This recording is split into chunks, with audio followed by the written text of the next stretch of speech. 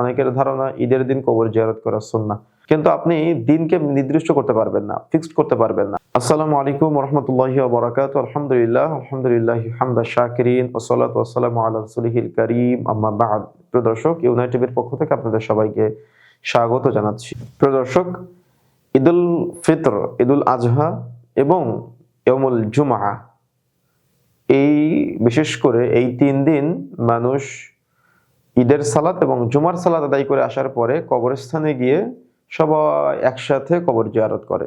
অনেকের ধারণা ইয়াউমুল জুমআ, জুমার দিন কবর জিয়ারত করা সুন্নাহ, অনেকের ধারণা ঈদের দিন কবর জিয়ারত করা সুন্নাহ, কিন্তু আপনি দিনকে নির্দিষ্ট করতে পারবেন না, ফিক্সড করতে পারবেন না। অনেকেই ঈদের দিন ঈদের সালাত আদায় করে এসে সবাই একসাথে কবর জিয়ারত করতে থাকে। এটা একটা বিদআতি প্রথা, অর্থাৎ ফিক্সড করে নিলেন সেজন্য আমি সুন্নাহ মনে করলেন, সেজন্য আমি বিদআতি প্রথা বললাম। অর্থাৎ জুমার দিন, কুরবানির ঈদের দিন, অর্থাৎ ঈদুল আজহার দিন বা ঈদুল ফিতরের দিন অনেকেই ফিক্সড নির্দিষ্ট সুন্নাহ মনে করে সবাই কবর জিয়ারত করতে যায়। এটা সুন্নাহসম্মত না। যেকোনো দিন, যেকোনো সময়, যেকোনো ভাবে আপনি দোয়া করতে পারেন, কোনো সমস্যা নেই, কিন্তু আপনি দিনকে ফিক্সড করবেন না, নির্দিষ্ট করবেন না।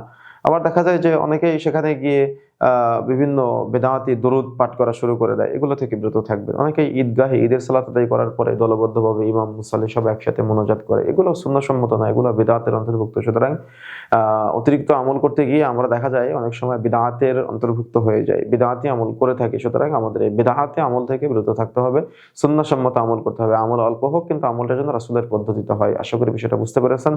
জাযাকুমুল্লাহ খায়র। আসসালামু আলাইকুম ওয়া রাহমাতুল্লাহি ওয়া বারাকাতুহু।